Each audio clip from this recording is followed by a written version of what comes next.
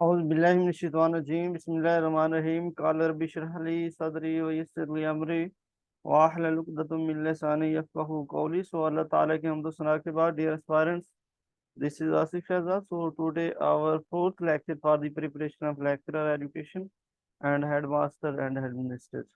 तो dear aspirants, जैसा कि आप जानते हैं कि हमने कैप्सूल फॉर एजुकेशन जो बुक है वन लाइनर वो स्टार्ट की हुई है और आज हमारा उसका फोर्थ लेक्चर है। ठीक है, तो इसके जो प्रीवियस लेक्चर है उसमें हम जो 60 एमसीक्यूज हैं उनको डिस्कस कर चुके हैं। तो आज इंशाल्लाह हम जो 61 एमसीक्यूज है वहां से स्टार्ट करते हैं। ठीक है, तो 61 एमसीक्यू देखें। S is the abbreviation of statistical package for science and social. ठीक है, यानी ये जो हमारे पास एस पी एस एस है, ये किसका एब्रीविएशन है हम यहाँ पे। ठीक है, तो ये जी हमारे पास एब्रीविएशन है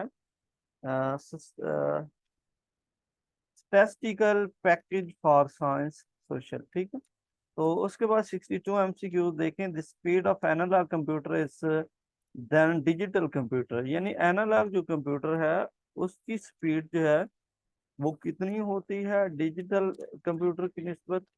तो faster analog computer are to operate difficult, यानी ये जो एनालॉग कंप्यूटर होता है इसकी स्पीड डिजिटल कंप्यूटर की निस्बत ज़्यादा होती है, स्पीड इसकी फास्ट होती है और इसको ऑपरेट करना जो है वो बहुत ज़्यादा मुश्किल होता है, डिफिकल्ट होता है। ठीक है, तो इसके बाद जी हमारे पास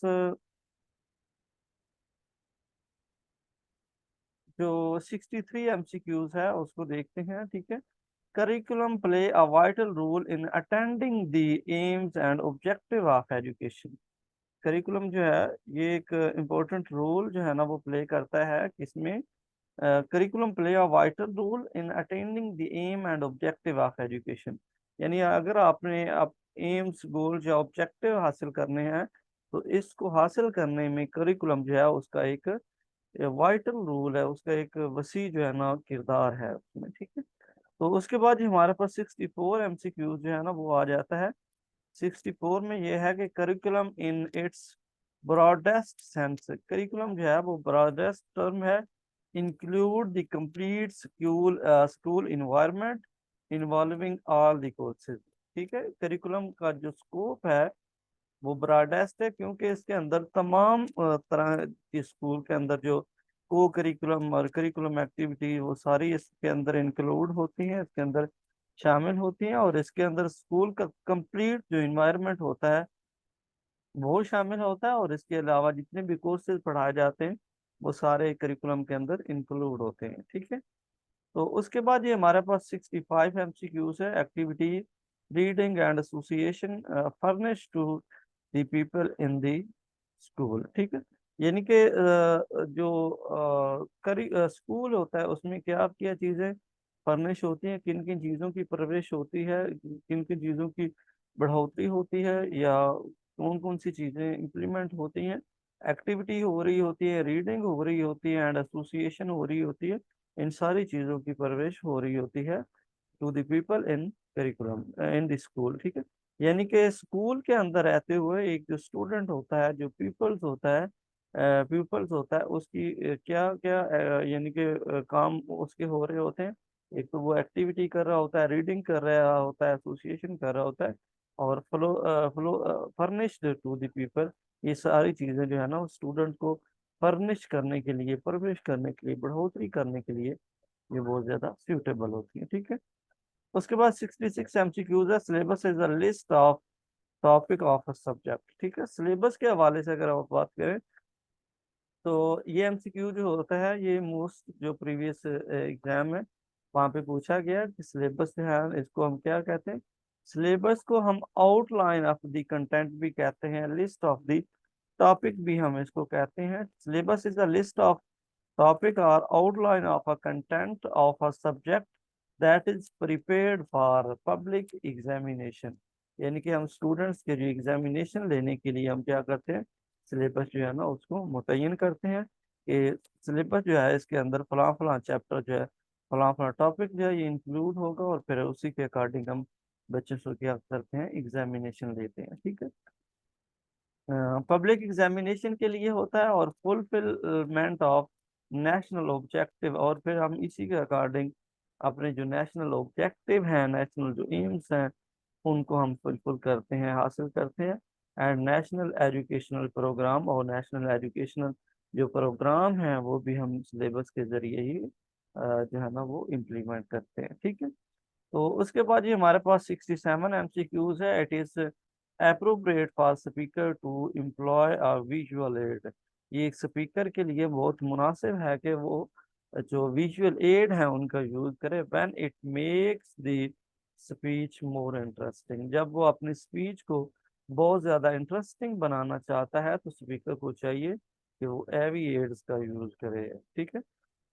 फॉर एग्जाम्पल एक स्पीकर जो है ना वो लेक्चर दे रहा है किसी भी चीज़ के ऊपर, तो जिन प्रॉब्लम के बारे में वो डिस्कस कर रहा है या जिस टॉपिक के बारे में वो डिस्कस करना चाह रहा है, अगर वो उसके साथ उसकी जो पिक्चर भी प्रेजेंट करता है, उसकी कोई वीडियो शेयर कर देता है, कोई मैप शेयर कर देता है, कोई पिक्चर शेयर कर देता है, तो इससे जो है ना वो जो स्पीच है उसको ज़्यादा से ज़्यादा इंटरेस्टिंग बनाया जा सकता है, ठीक है। इसके बाद जी हमारे पास 68 MCQs आ जाता है, उसको देखते हैं। Listening means ideas on a poster is an illustration of which type of visual aids. यानी कि लिस्टिंग जो होता है, लिस्टिंग का मतलब क्या होता है, listing mean ideas on a poster, यानी कि पोस्टर के ऊपर जो आइडियाज लिखे जाते हैं, is an illustration of which type of video, which type of AV aid या विजुअल एड। तो ये कौन से हमारे पास एविएट्स कहलाते हैं, उनको हम वर्ड या टेक्स्ट चार्ट भी हम उसको कहते हैं, ठीक है। यानी कि जब चार्ट के ऊपर जो है ना वो कुछ चीज़ें मैप की फॉर्म में लिखी जाती हैं तो उसको हम क्या कहते हैं, उसको हम वर्ड या फिर टेक्स्ट चार्ट भी कहते हैं, ठीक है। 69 MCQ देखें जी। Line bar and pie chart and table are all consider to be a graph, ठीक है। हमारे पास लाइन ग्राफ होता है, बार ग्राफ होता है, पाई ग्राफ होता है, जिसको हम चार्ट भी कहते हैं, एंड टेबल और टेबल, ये सारी चीज़ों को हम क्या कह सकते हैं, इन सब चीज़ों को हम ग्राफ भी कह सकते हैं, ठीक है। तो 70 MCQs जो है उसको देख लेते हैं। A quick efficient way of gathering information for a large number of employee is experiment, ठीक है। फॉर एग्जांपल हम जल्दी जल्दी जो है ना वो इजी वे में और इफेक्टिव इंफॉर्मेशन जो है ना वो हासिल करना चाहते हैं एम्प्लॉय से, तो हम क्या करेंगे, हम एक एक्सपेरिमेंट जो है ना वो उन पे कर लेंगे, और फिर उस एक्सपेरिमेंट को जो है ना हम जर्नलाइज कर देंगे। ये हमारे पास क्विक वे ऑफ इंफॉर्मेशन होता है, ठीक है। तो इसके बाद ही हमारे पास नेक्स्ट 71 MCQs है। 71 MCQs को हम देखते हैं। 71 में हमारे पास है, the most popular form of interview is. Most popular form of interview जो है ना वो कौन सा इंटरव्यू है, वो बहुत ज्यादा पॉपुलर है, जो बहुत ज्यादा फेमस है, वो होता है अनस्ट्रक्चर इंटरव्यू, ठीक है।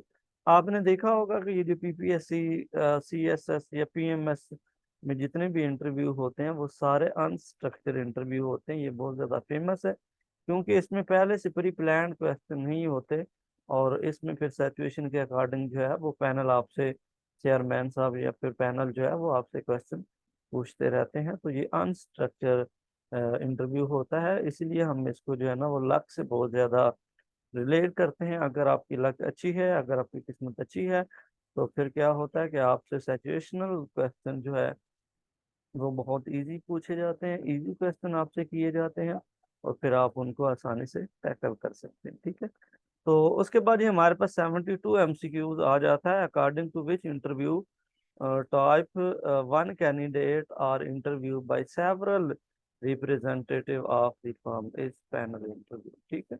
यानी कि इसमें ये देखा जाता है according to which interview types, यानी कि इंटरव्यू की वो कौन सी टाइप्स होती हैं, विच वन कैंडिडेट्स, जिसमें कैंडिडेट एक होता है, are interviewed by several representative, और इंटरव्यू लेने लेने वाले जो है ना वो काफी ज्यादा होते हैं, 3 या 4 या 5 लोग होते हैं। तो इस तरह के इंटरव्यू को हम क्या कहते हैं, इसको हम पैनल इंटरव्यू कहते हैं, ठीक है। फॉर एग्जांपल अगर आपने पीपीएससी का या सीएसएस या पीएमएस का पेपर दिया है, उसमें 3 या 4 लोग मौजूद होते हैं जो आपका इंटरव्यू ले रहे होते हैं, तो वो हमारे पास पैनल इंटरव्यू होता है, ठीक है।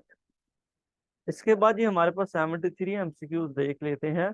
According to Plato, how goodness is apprehended by reason, ठीक है।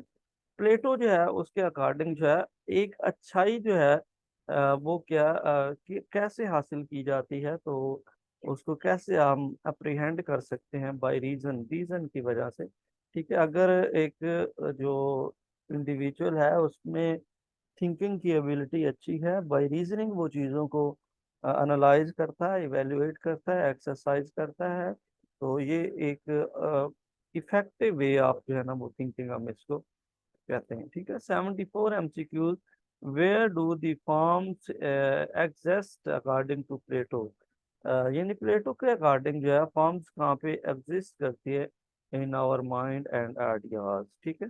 यानी कि इंसान की जो यानी कि रियलिटी है, प्लेटो के अकॉर्डिंग जो है ना वो कहाँ पे एग्जिस्ट करती है किसी भी चीज़ की रियलिटी, तो वो कहते हैं कि किसी भी चीज़ की रियलिटी जो है वो उसके माइंड और उसके आइडियाज के अंदर जो है ना वो एग्जिस्ट करती है, ठीक है। उसके बाद ये हमारे पास 75 MCQs आ जाता है। How the form and apprehended according to Plato, Plato के अकॉर्डिंग हम किसी भी चीज़ की जो फॉर्म है उसको हम कैसे अप्रीहेंड कर सकते हैं और उसको कैसे मैनिपुलेट कर सकते हैं, बाय रीजन, हम रीजनिंग के जरिए, थिंकिंग के जरिए, थॉट के जरिए हम किसी भी चीज़ की जो फॉर्म है, उसकी जो शेप है, उसके बारे में हम डिस्कस कर सकते हैं, ठीक है। तो उसके बाद ये 76 MCQs, four scale model, physical object, drawing and people are all considered to be a visual aid, यानी कि फोर स्केल में हमारे पास फिजिकल ऑब्जेक्ट फोर स्केल आ जाते हैं, फिजिकल ऑब्जेक्ट आ जाता है, ड्राइंग आ जाता है, पीपल आ जाता है। ये सारी चीज़ों को हम क्या कह सकते हैं, इनको हम विजुअल एड्स हम कह सकते हैं, ठीक है। इसके बाद ये हमारे पास 77 MCQs आ जाता है। The sampling in which group rather than individual are selected is called cluster sampling, ठीक है।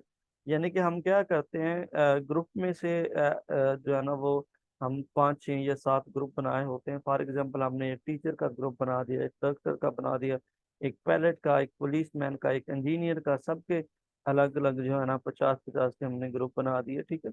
हम पहले तो हम ऐसा करते थे कि जनाब 5 जो है ना वो टीचिंग से ले लिए, 5 हमने डॉक्टर से, 5 इंजीनियर से, 5 पायलट से लेकर हमने सैंपल ले लिया, ठीक है। तो अब हम ऐसे करेंगे कि किसी एक जो है ना वो ग्रुप को, फॉर एग्जाम्पल हम टीचर को जो है ना 50 टीचर जो है उन्हीं को सिलेक्ट कर लेते हैं सैम्पलिंग के लिए, और उन्हीं का जो एनालाइज करने के बाद फिर उसको हम जर्नलाइज कर देते हैं उन्हीं के रिजल्ट। तो ये हमारे पास क्लस्टर सैंपलिंग होता है, इसमें आप पूरे एक ग्रुप को सिलेक्ट कर लेते हैं, ठीक है।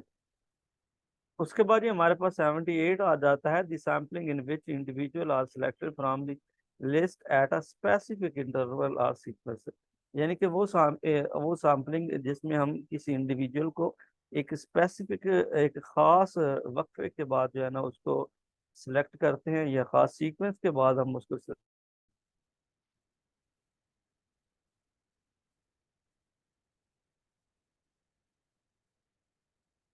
तो डियर एस्पायरेंट्स, हम सैम्पलिंग जो है उसके हवाले से हम बात कर रहे थे। तो हम एमसीक्यूज नंबर हमारे पास जो 78 है हम उसको डिस्कस कर रहे थे, ठीक है। The sampling in which individual are selected from the list at specific interval or sequence, यानी कि हम इसमें ऐसा ये एक सैम्पलिंग है जिसमें हम किसी एक इंडिविजुअल को एक स्पेसिफिक जो पीरियड है या स्पेसिफिक जो नंबर है, उसके बाद इंटरवल के बाद, वक्फे के बाद हम उसको सिलेक्ट करते हैं, ये हमारे पास सिस्टमैटिक सैम्पलिंग कहलाता है। मैं इसकी एग्जांपल हम देता हूँ कि टीचर क्लास में आता है, टीचर कहता है कि जनाब हर जो है ना वो पांचवा जो स्टूडेंट है वो खड़ा हो जाए और लेसन सुनाए, यानी पांचवा आ जाए, फिर 10वां आ जाए, फिर 10 रोल नंबर आ जाए, फिर 15 आ जाए, फिर 15 से फिर 20 आ जाए, फिर 25 आ जाए, फिर 30 आ जाए।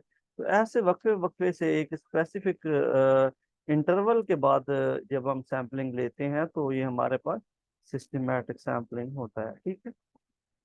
उसके बाद ये हमारे पास 79 एमसीक्यूज आ जाता है। According to Plato by reason, Plato was born in, Plato जो है ना वो कहाँ पे बर्न हुए हम हैं, ठीक है। कब बर्न हुए? ये हमारे पास जनाब बर्न हुए 427 BC and died at the age of 80 year. और ये जो हमारे पास प्लेटो साहब है ना, यहाँ पे एमसीक्यूज थोड़ा आगे पीछे हो गया, तो इसको मैं थोड़ा सा क्लैरिफाई कर देता हूँ।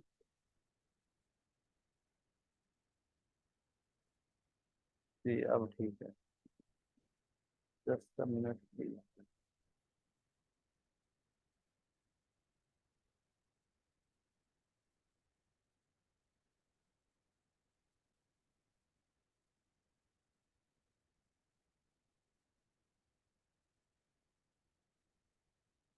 चले जी, हम देख रहे थे कि अकॉर्डिंग टू प्लेटो, यानी कि प्लेटो के अकॉर्डिंग जो है ना वो थिंकिंग थॉट या चीज़ों को किस सेंस में वो लेते हैं, बाय रीजन के सेंस में लेते हैं। 80 एमसीक्यूज प्लेटो जो है ना वो बर्न कब हुआ था, तो वो 427 BC में पैदा हुए। और डाइट जो है ना वो कौन सी एज में हुए थे, तो प्लेटो जो है ना वो 80 साल, 80 ईयर की एज में जो है ना वो डाइड हुए, ठीक है। तो प्लेटो जो है ना उनको हम क्या कहते हैं, प्लेटो जो है ना वो आइडियलिस्ट हैं, ठीक है। प्लेटो वाज एन आइडियलिस्ट जो है, ये भी एक अलग एमसीक्यूज है। तो क्योंकि ये आइडियलिज्म जो फिलोसफी है, जो आइडियलिज्म स्कूल ऑफ थॉट है, उससे बिलोंग करते हैं, ठीक है। उसके बाद ये हमारे पास 81 एमसीक्यूज आ जाता है। High technical quality is assured in, यानी कि क्वालिटी, यानी कि कौन सा ऐसा टेस्ट है जिसमें, जिसकी जो टेस्ट क्वालिटी है वो टेक्निकल होती है और हाईएस्ट होती है, वो हमारे पास होता है स्टैंडर्डाइज टेस्ट, ठीक है। तो स्टैंडर्डाइज टेस्ट जो होते हैं वो यानी कि उनकी जो क्वालिटी है, टेक्निकल क्वालिटी, वो सबसे हाई होती है। क्योंकि ये जो स्टैंडर्डाइज टेस्ट होते हैं इनको सब्जेक्ट स्पेशलिस्ट बनाते हैं, एक्सपर्ट्स बनाते हैं, स्कॉलर्स बनाते हैं, ये एक्सपेरिमेंटली इवेल्युएटेड होते हैं, ठीक है। ये रिलायबल होते हैं, ये वैलिड होते हैं। और इसके बाद ये जो टेस्ट के जो स्टैंडर्ड्स होते हैं, जो नॉर्म्स होती हैं, उनको फॉलो करते हैं, ठीक है। ये सारे इसके हमारे पास जो स्टैंडर्डाइज टेस्ट हैं उसके कीवर्ड है, इनको अपने माइंड में रखना है, ठीक है। तो 82 एमसीक्यूज देख लेते हैं। Direction for administering and scoring are so precisely stated in, यानी कि कौन से जो है टेस्ट है जिसमें डायरेक्शन फॉर जिसको जो है ना एडमिनिस्ट्रेशन एडमिनिस्टर करना या फिर उसमें जो स्कोरिंग हासिल करना जो है ना वो बहुत ज़्यादा डायरेक्शन वे से आप जो है ना वो उसमें प्रिसाइज वे में जो है ना वो चीज़ों को देख सकते हैं और अंडरस्टैंड कर सकते हैं। तो ये हमारे पास कौन सा टेस्ट होता है, ये स्टैंडर्डाइज टेस्ट होता है। डायरेक्शन फॉर एडमिनिस्ट्रेटिंग, यानी कि इसको टेस्ट को एडमिनिस्टर करने के लिए आपको प्रॉपर इंस्ट्रक्शंस की ज़रूरत होती है, प्रॉपर स्टैंडर्ड्स आपको फॉलो करने पड़ते हैं, प्रॉपर नॉर्म्स आपको फॉलो करनी पड़ती हैं, ठीक। And scoring also precisely stated, और इसकी जो स्कोरिंग होती है वो बहुत ही प्रिसाइज वे में जो है ना वो बयान की जाती हैं। तो इस टेस्ट को क्या कहते हैं, इस टेस्ट को हम स्टैंडर्डाइज टेस्ट कहते हैं। स्टैंडर्डाइज जो टेस्ट है उसकी एग्जांपल मैं आपको दे चुका हूँ। और इसके अगेंस्ट हमारे पास नॉन स्टैंडर्डाइज टेस्ट होते हैं, तो वो टेस्ट जो कि टीचर क्लास में स्टूडेंट की असेसमेंट करने के लिए, स्टूडेंट की वैल्यूएशन करने के लिए डेली बेस पे जो टेस्ट यूज करते हैं टीचर, ठीक है, फॉर्मेटिव असेसमेंट के लिए। तो ये सारे के सारे टेस्ट हमारे पास नॉन स्टैंडर्डाइज टेस्ट होते हैं, ठीक है। तो आई होप तो कि आपको अंडरस्टैंडिंग हो चुकी होगी। अगर फिर भी आपका कोई क्वेश्चन है, कोई क्वेरी हो, तो आप डाउट बॉक्स में मेरे से पूछ सकते हैं। अपना ख्याल रखें आप। अल्लाह हाफिज़, फी अमान अल्लाह।